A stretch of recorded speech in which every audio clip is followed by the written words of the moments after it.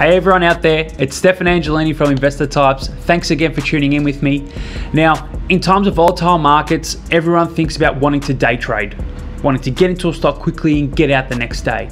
Some people do it based on fundamentals, that they're a good business. What we're talking about today with Santo Surace is how he uses patterns in order to trade stocks. So not actually looking too much at the fundamentals of business, but more on the patterns, both with stocks and in foreign exchange. So it's quite a complex thing. Not many people can do it, and it's a very risky strategy. So if you're thinking of maybe trying to day trade, it would be a really good episode for yourself. But one thing I want to stress is that this is not personal financial advice. This is only general information. So if you're thinking about doing something like this and want to know if it's valid to yourself, go and reach out to your own financial planner. Other than that, if you have any questions for me, reach out to me at stefan@investortypes.com. Feel free to leave a comment below. I look forward to hearing from you. Let's get into it.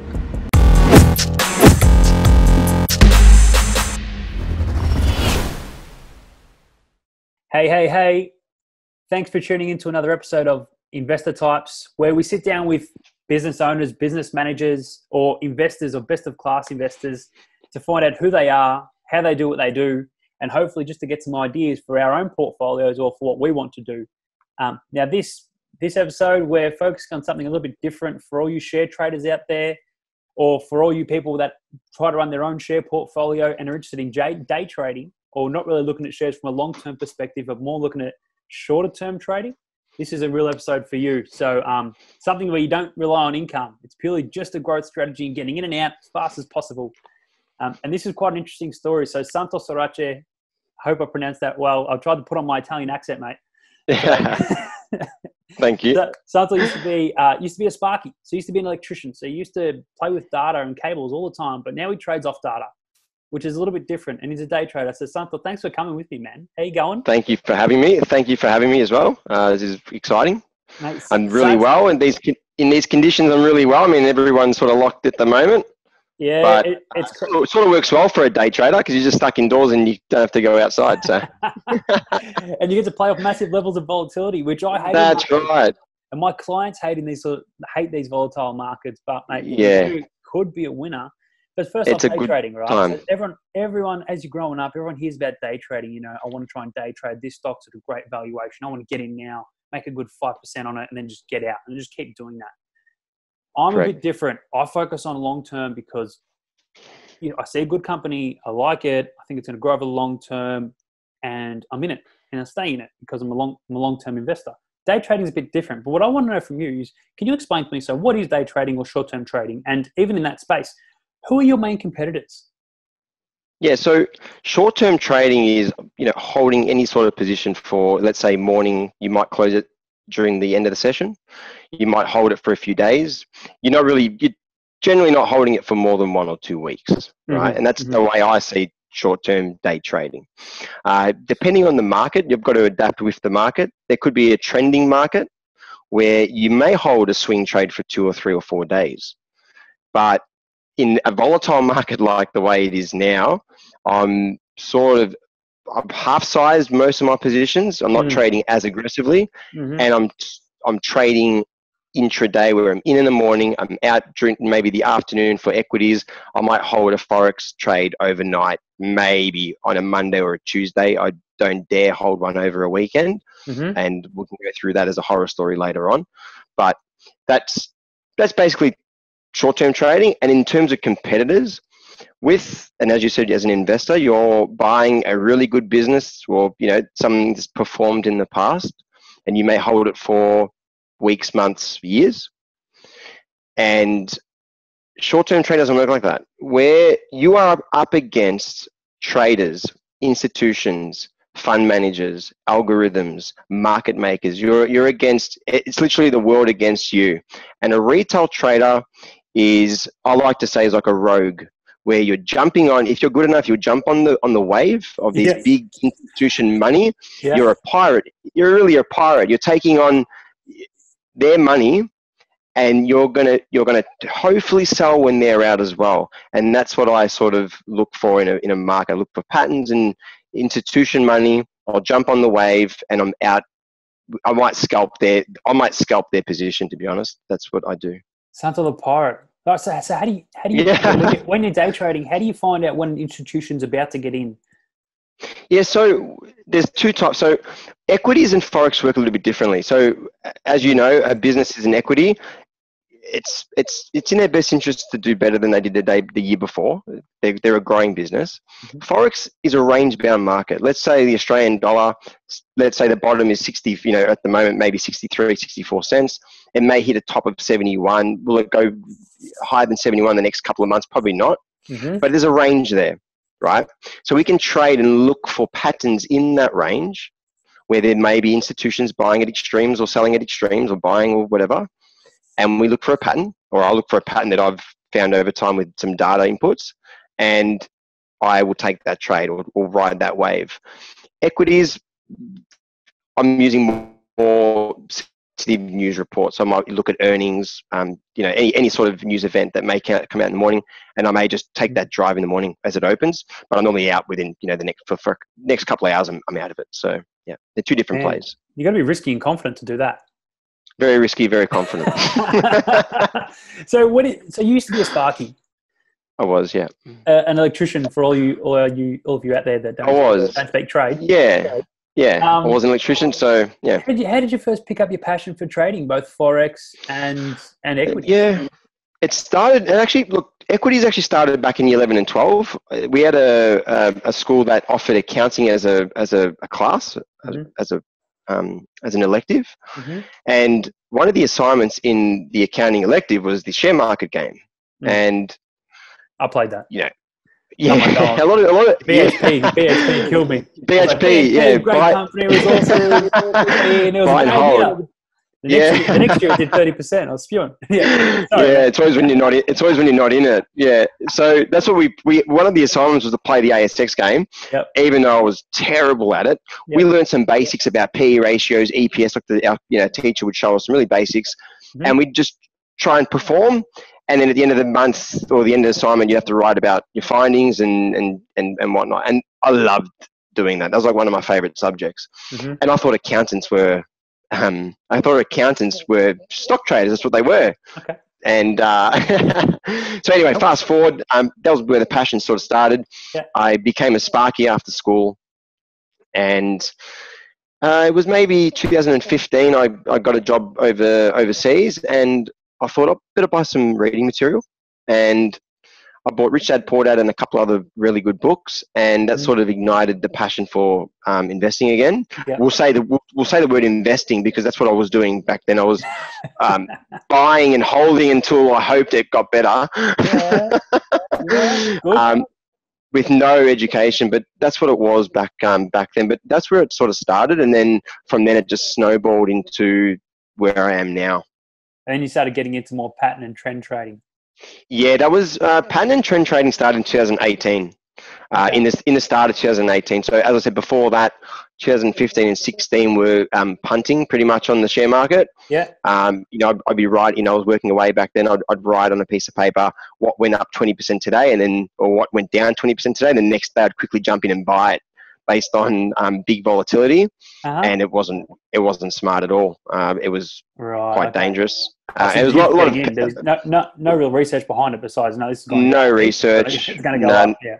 That's right. No research, and there was a lot of punting. It was punting. It was 100% gamble, and it was mainly penny, really small cap stocks. So, nothing really over 50 million in market cap. So it was extremely high risk, and pretty much, yeah. Anyway, that was the start of it, and then in 2017, I sort of said, "No, I've got to stop doing that.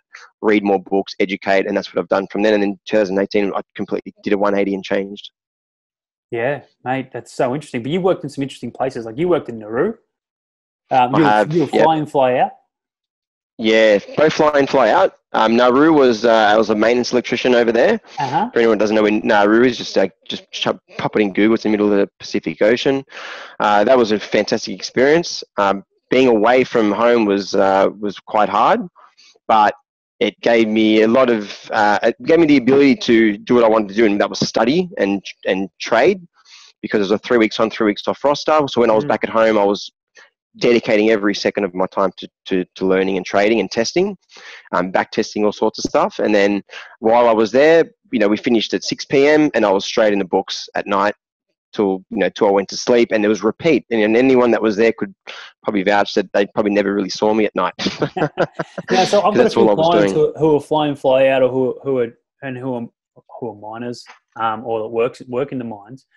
And they said that when you're over there, you pretty much only talk about investing, right? So you talk about Yeah. cars, shares, property, but most of them are property. And most people Yeah, they are. trades, I know property. So what made you different? What made you go away from the curve? Instead of property, you go, nah, shares, day trading, Forex. Yeah. Oh, look, I was interested in property. I've always still been interested in any investment, but it was when I was at Barrow in WA, which is a gas plant. A lot of the guys, it was literally property, shares, or how much of a multi could you win on NBA or NFL. Yeah, it's proper punting. Luckily, I wasn't really involved with any. I was never interested in sports bet or anything like that. I'd have a laugh with multis, but I never really got into it. Property, I had a fond interest with property, but with property, there's a high margin of you need a lot of capital to get into that market. Mm-hmm. And when shares, you can get into the market with as little as a couple $100. Yeah. So there was an avenue more towards shares through the capital side of it more than anything. Even though I have a fond interest of property, it was a capital thing back then that drove me towards shares. One thing I love about shares is that it's flexible, it's liquid. You can pull money out, you can put money in quickly. If you want to do continual reinvestments, it's that easy. But if you buy a property, you're locking down your 20% deposit, and you're not getting that out until you sell the thing.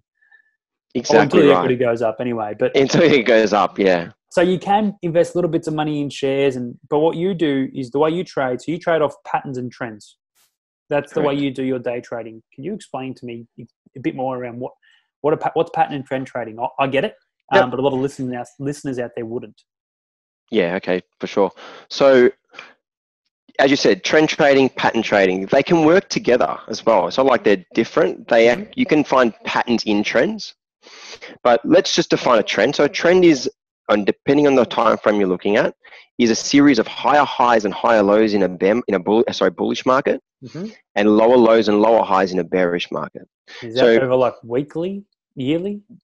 Yep. So if we're looking, let's look at a daily chart. Yep. And a daily chart would be every bar on a daily chart represents one day. It may be a month worth of higher highs and higher lows could define a trend. There's definitions of how to define a trend. I just visually see higher highs and higher lows over a period of time, and I'll respect to the time frame, and that's a trend. Right? So I'd call that volatility. So the more it goes up and the more it goes down is essentially the market going up and down, or that share price going up and down. Yep. Correct. Okay. Yep. So higher highs and higher lows. So we're creating higher troughs and higher peaks. So that would be a trend. Yep. Right. Vice versa for a bear.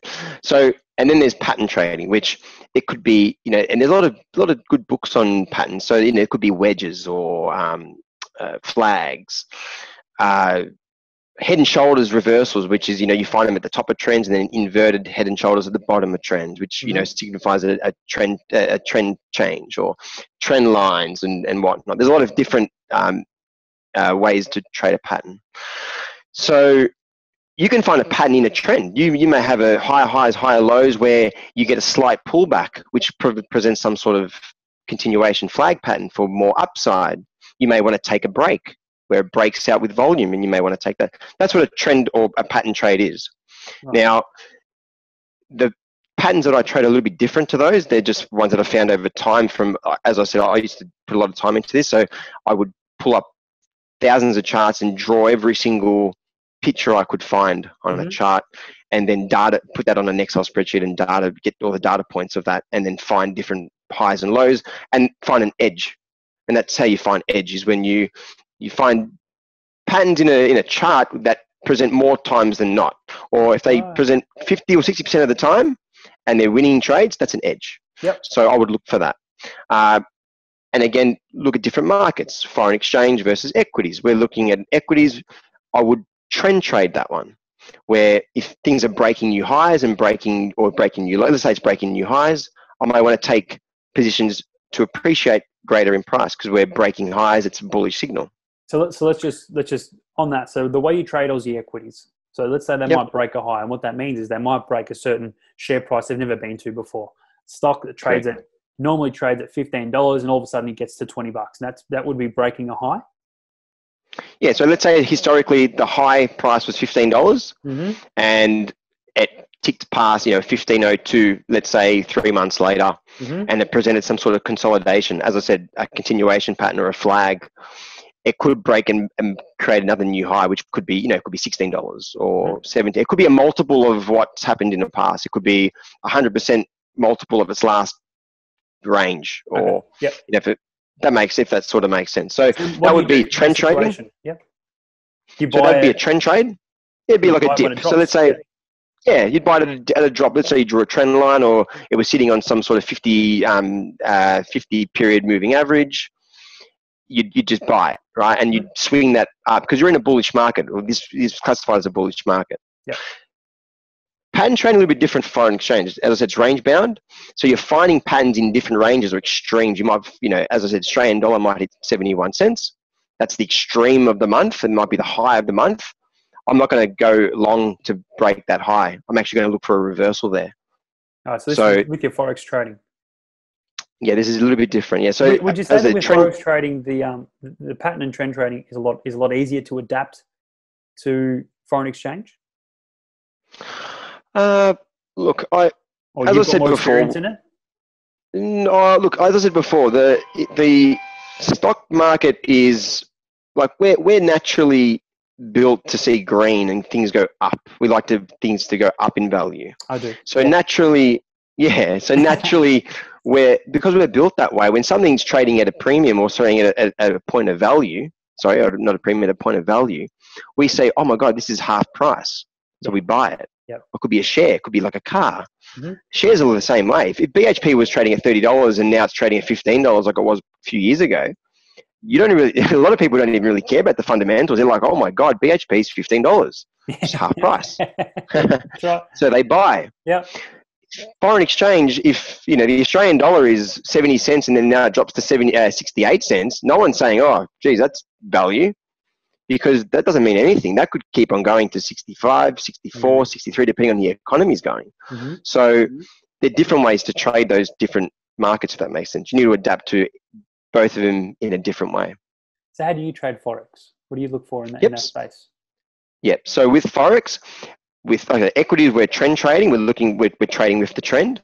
With Forex, we're trading the extremes. So let's say we have the Australian dollar at 65 cents, and that's the monthly high. That's the highest price it's been for the month. And that price also has hit a high of January. So we've hit two highs now. I'm now looking for two particular patterns that will fail that level and create the reversal. And it will say fall in price, where I might take a short. Short is taking a sell on a product where you capitalize on it while it goes down in value. Yep. And that's what I'm looking for, extremes in Forex, where it may trend for 3 or 4 days, and I want to take the other end of it to go the other way. Okay. So they're different ways of trading. And then these are still short term. All short term. They might the longest I'll hold a Forex trade now is maybe 2 or 3 days, regardless of the market. You can't do this as a side gig. You can't do this as a side gig, can you? You've got to be. You've got to be on it. You need to be on it. And when you're working full time, you're doing this all at night time. Yeah, that's why it was really hard in 2018, because it was the Forex market's highest liquidities, after 5-6 p.m. our time, when the US and European UK markets open. So ideally you want to be on the computers at about 8 p.m. So anyone that does, it actually works really well for people that do work full time, because if you have no commitments at night, you work full time, you make your living, and you can practice on the Forex market at night. So it's actually we're actually in a lucky place in the globe for that reason. When if you wanted to trade the ASX, you need to quit your job, because if you want to trade your ASX intraday, 10 till 4, 10 till 4, but you need to commit to it during the day. So it's very hard unless you've got a night job. So Forex market's actually it's a great place to learn, but it's very volatile. It's got, I think, $5.4 trillion in liquidity per day traded. So to get in and out of a market, it's very easy. Yeah. You never have an issue getting out of a market. But yeah, they're different. So when were you able to, you've been doing this for 4 or 5 years now. When were you able to leave your job just to focus on day trading full time? That's what most people want to get to. That's right, yeah. And it's a long journey and a tough one as well. So 2000, all that study working away, I came back, I ended up joining a broker just to learn about the insides of the financial industry. And then after that, I said, okay, I'm ready to take this seriously again. And because, I gambled it in the beginning. So I spoke to a friend of mine who had just started up his own business, who I got to thank a lot for what he has done for me in the past. And I went on with him full part-time as a Sparky. So Tuesday, Thursday, and some Saturdays if he needed my help. That allowed me to focus on trading Monday, Wednesday, Friday, while also making a part-time income because I had a young family. So that was all 2019. That allowed me to build all the structure, the methodical journals that I put through, the calculators that I've got. Pretty much everything that I do is now structured in a way that gives me the best possibility to make money, right? So that was 2019, part-time. And at the end of 2019, I told Michael, listen, 2020, this is the year, and I'm going to go full-time. And it just so happened that it was right before the bushfires and right before COVID-19. Not a good time.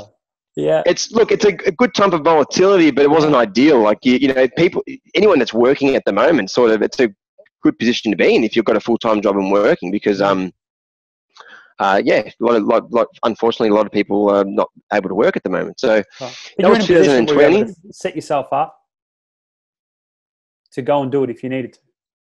Yeah. Well, I was ready to do it. So I was ready to do it anyway.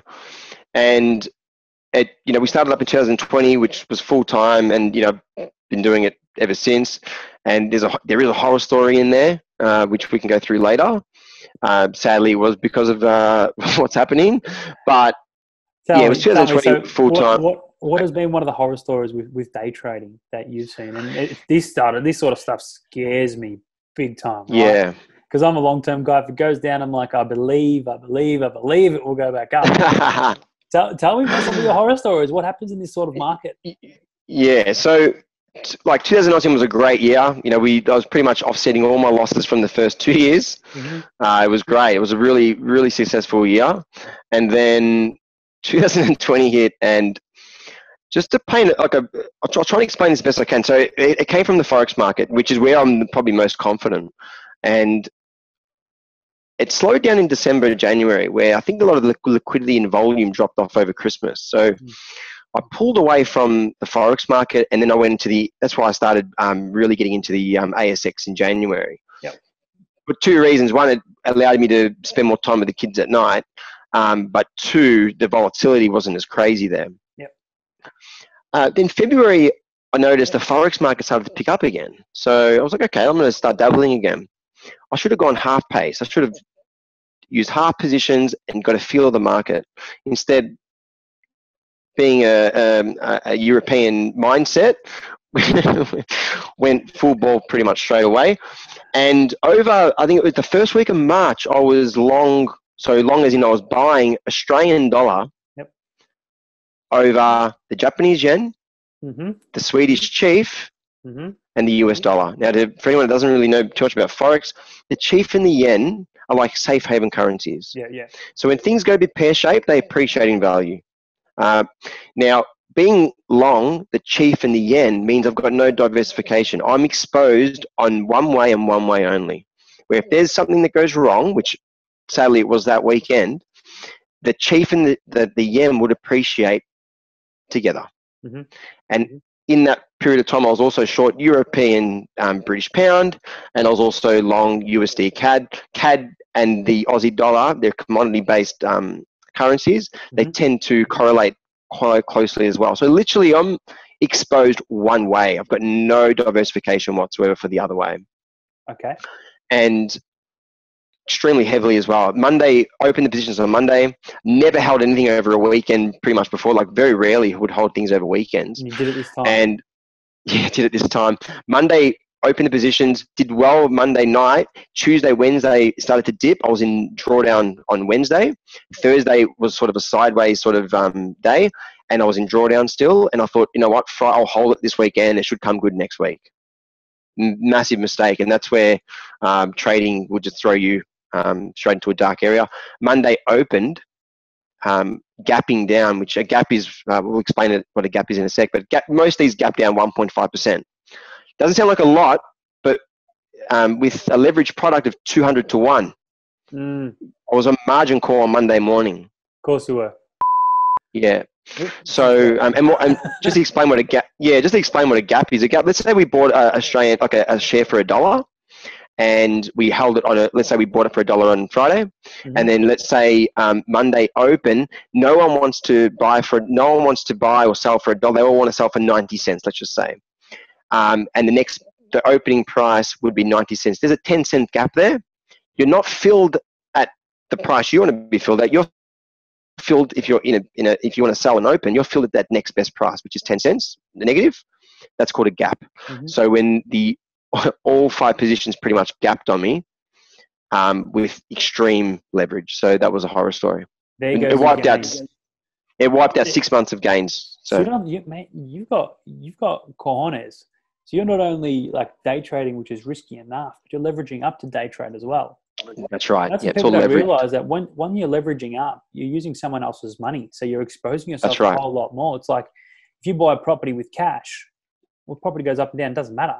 If you borrow money from a bank and the property goes up and down, then the bank might one day come knocking at your door and go, hey, that's right, I'll get some money back. So the volatility in your portfolio would be huge. But anyway, hey, that's why I love what you do. Like, I've got to take a to you because I can't do that stuff. Like, I understand I take risks in my portfolio and I'm already losing my hair.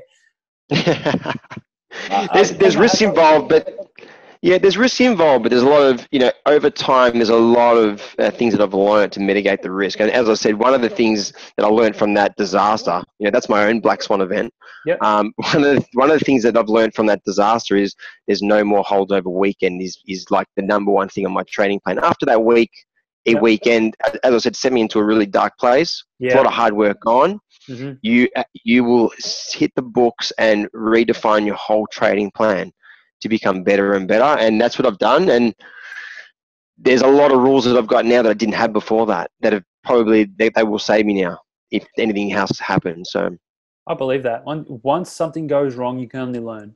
I had a business blow up from terrible business partners in the past, and now I do shareholders agreement whenever I get into a new business. Exactly. And even the shareholding stories. I used to try and do what you did and buy shares when they went down just because the share price went bad and it was a decent company, but without looking at the fundamentals. I was like, oh, don't worry about it. It'll take care of itself, but it doesn't necessarily do that. But you're right. Your brain starts to change as soon as something goes wrong and your current, I guess, method of doing things is tested. You go, I need to snap out of it. I need to be better next time. That'll make you a better trader. It'll make you a better person. Everything. It does. We only become better because of these hurdles and hiccups. That goes for any job. As a sparky, as an apprentice, when did I learn my lessons? When I copped the shock. So that's and that's where you learn your lessons, sadly. But and it's everything that we do, isn't it? And that's where I've learnt.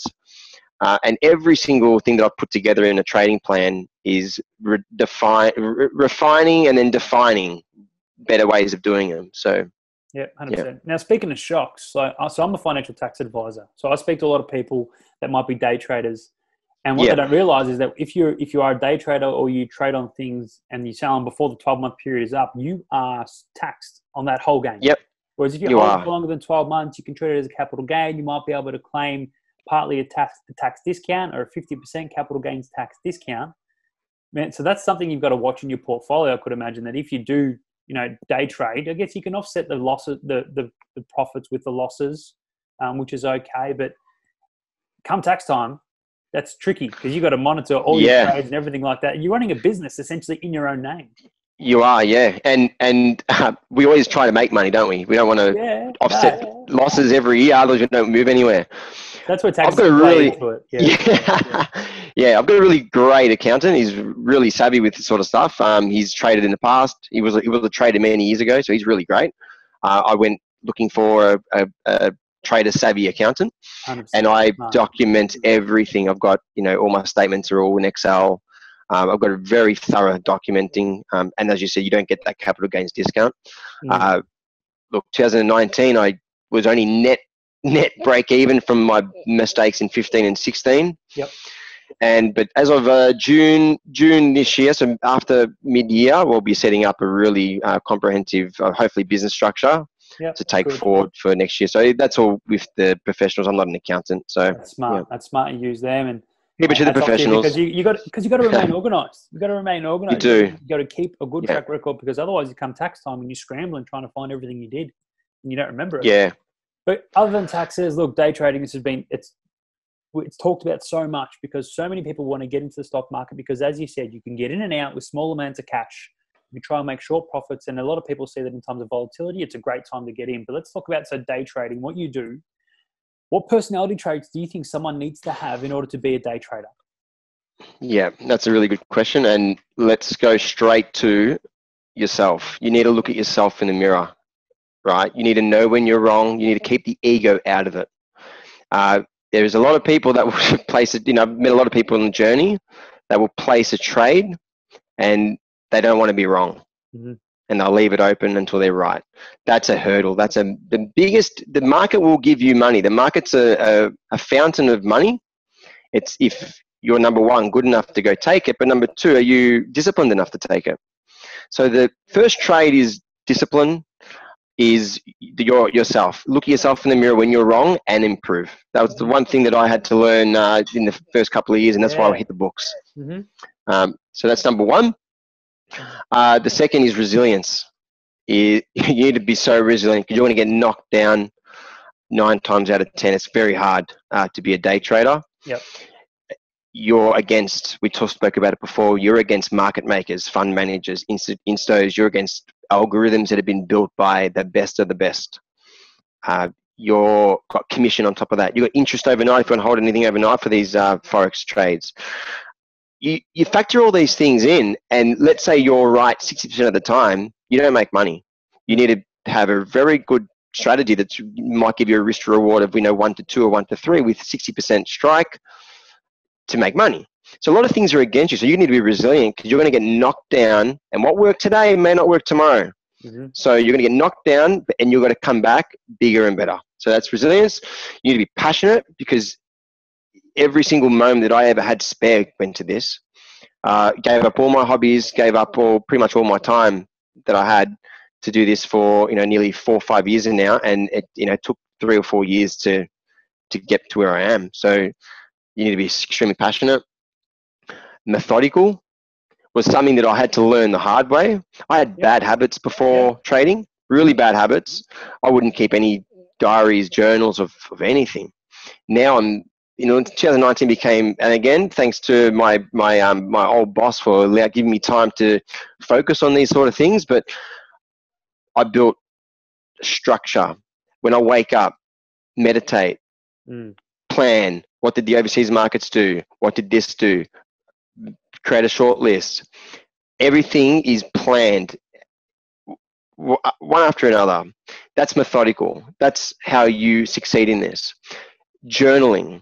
When you do that, every single positive and negative of the day, I'm journaling about it, writing how can become better the next day. Yeah. So that's methodic, and that's where discipline comes from. That's another trait, is being extremely disciplined. And then 2 really important ones are problem solving. So you need to have a mind to problem solve what's going on. Yep. You need to be able to read the macro, the micro news, and get a picture of what's happening. And there's a lot of books that can help you with that. The other thing is being proactive. The market will evolve. It's either going to take you, you're going to go with it, or you're going to be left behind. Yeah. So as I said, in December, things changed in the Forex market. A lot of the things that I was doing weren't working. I had to adapt and evolve with that market. Yep. you find different plays, you find different structures. Algorithms get turned off and they get turned back on over Christmas. People go to sleep. People, institutions have time off. The patterns will change. The structure will change. Nothing happens today is guaranteed tomorrow.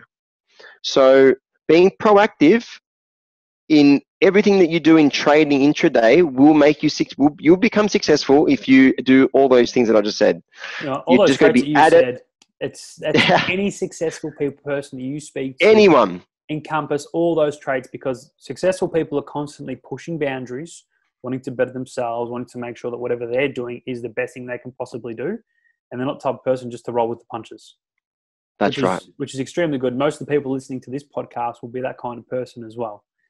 Mate, that's been extremely insightful. The day trading part of it still blows my mind a little bit, but you're taking risks. Risk and reward is probably a big thing that I've taken out of this, is that while you can take some big risks and there can be some benefits or an apple to pick up the tree, there are some risks that come with that, and there might be a tidal wave that comes and knocks you out. So you just got to be resilient, get back up, back on your feet, and go for it again. And be prepared. If you're going to lose that money, be prepared to go back in and go back in and go back in. That's right. Yeah, and that's a key thing. Everyone's going to understand. Focus on the risk. Focus on mitigating the risk, and the money will take care of itself. That's one. And number two, just get professional guidance or professional help with, accounting and all those things that you don't know about. Get the advice for it, or go seek professional advice for it, and you become you'll become better at what you're doing in any financial industry just from getting the right advice. So that's definitely number one. 100%. So, mate, look, I want to say thank you so much for chatting with me, Santo. It's been an amazing conversation. Thank you very much for having me. For all you people out there listening, if you've got any comments, feel free to leave a comment behind, or reach out to me, stefan@angeladvisory.com.au. A lovely chat, mate. This would be for those risk takers who might be out there. Hopefully you don't have to go work on the tools anytime soon. Yeah, hopefully not. And that's it. We'll sign it off there. Thanks everyone for listening. Thanks, Stefan. See you, mate. Okay. Thank you very much. Enjoy your day. Bye, everybody.